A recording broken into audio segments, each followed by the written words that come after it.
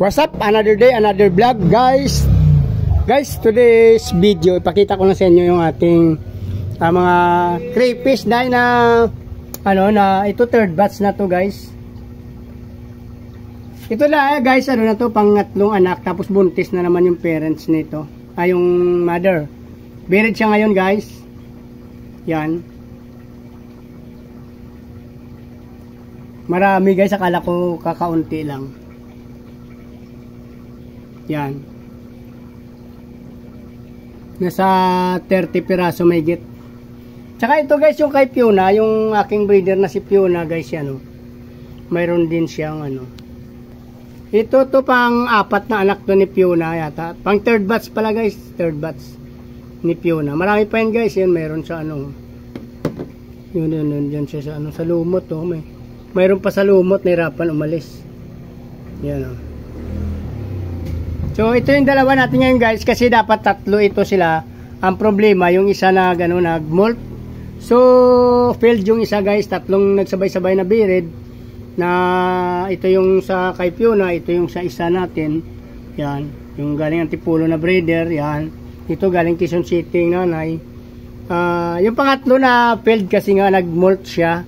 So pag molt, guys, alam naman natin pag nagmo-molt, nagpapalit sila ng balat. So natangay siguro yung egg niya. Hindi ko alam kung nauna pa yung na-drop yung egg niya, pero pang alam ko, guys, kasi bago pa siya sabay-sabay sana to sila. Kaso ang isa nag-molt. So yun siguro ang dahilan kaya hindi siya nabuo. Failed, guys. Wala na ako nakita ng egg niya, natunaw.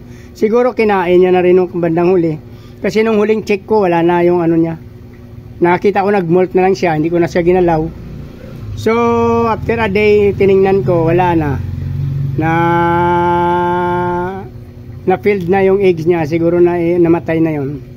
Kinain na rin niya kasi usually pagka nag-molt sila, hindi mo kukunin, kakainin nila yon, guys. Magiging pagkain nila, sarili nilang balat, kinakain po nila. So gumawa na ako dito ng video, guys, kasi nga nag-change water tayo.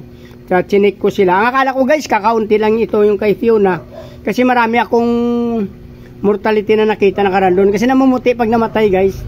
So pinabayaan ko lang, kasi since maliit pa sila nga, guys. Sobrang liit pa nila noon, siguro mga 2 days pa lang sila pinanganak. Tsaka ako nailipat yung mother nila. Napansin ko doon may mga namumuti, yung na mortality, namamatay yung iba. So hindi ko naman sila pwede change water agad, kasi nga since maliliit sila, hindi natin sila malilipat. So ngayon mga nasa 1 month na yata to sila, yan. Magkasunod na siguro 1 week lang itong pagitan nila. Ito malalaki na, guys. Ang bilis nito. Kasi maganda yung paglalagyan nila doon Yan, depende minsan, guys, sa may tab natin. Kung malinis at maginawa yung pagkalagay, mabilis silang dumami. Mabilis silang lumaki.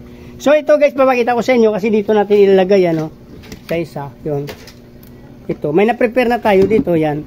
Kaso medyo isa pa lang yung ating bubbles dyan. Yan. Isa pa lang siya. Dadagdagan ko pa yan. Maghanap pa ako dito. Kasi marami pa dyan din, guys.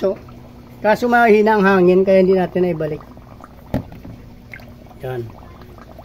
Nilagyan ito ng stock water, guys. Konting asin. Nilagyan natin ng konting asin. Tapos 2 talisay leaves. Para may pagtataguan sila, guys. Yan. Usually kasi ginagamit yan. Yan. Dito natin bibitawan yung maliliit na yon. Ito kasi dito nang galing yung kay Fiona. Yung maliliit na yun, guys. Pero magdadagdag tayo ng bubbles yan. Kasi, yan. May nire-repair pa tayo na ganito, yan. Maganda kasi yan, guys. Kasi nagsashower rin siya tulad niya, Yan. Kaso, sira yan. Kaya, ayan na lang. Ayusin ko pa yan. Tapos ito, dadagdagan pa natin to dito. Dito natin to bitawan yung ating, yung anak ni Fiona, guys, to. Yan.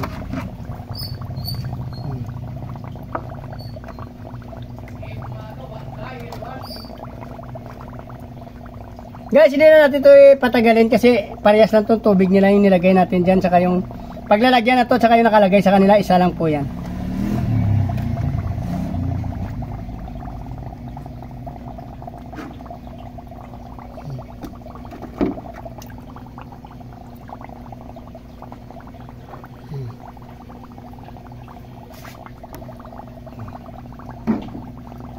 Nilagyan natin ito mamaya ng lumot. para magsilbing pagkain nila pag nagutom sila. Yan. Dalagdagan ko pa to guys, so hindi masyado malakas.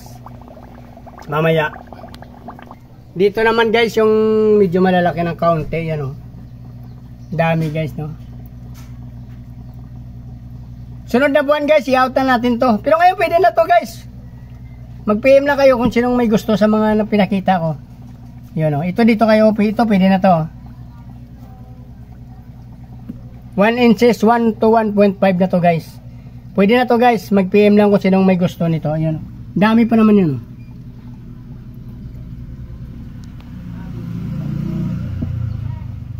PM lang kayo guys. O kaya pumunta na lang kayo dito guys. Para mas maka-minus kayo. Oo. Pag-usapan na natin yung presyo niyan. Maliit pa sila. 1.5. 1 to 1.5 yan guys. Yan.